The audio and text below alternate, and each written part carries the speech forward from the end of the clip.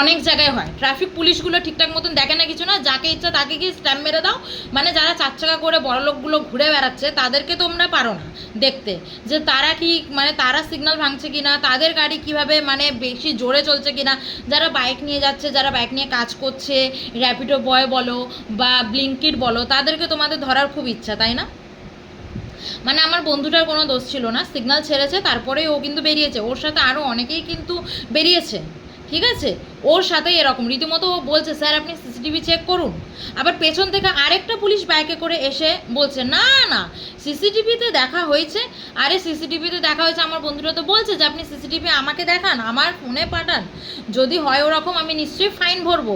কিছু না, ওর থেকে জোর জবরদস্তি করে 500 টাকাটা নিয়ে নিল ফাইন হিসাবে। আমার বক্তব্য হচ্ছে কি, আপনাদের কি টাকা পয়সা স্যালারি ঠিক মতন ক্রেডিট হচ্ছে না? হ্যাঁ, রাস্তায় যখন কোনো মেয়েকে কোনো ছেলে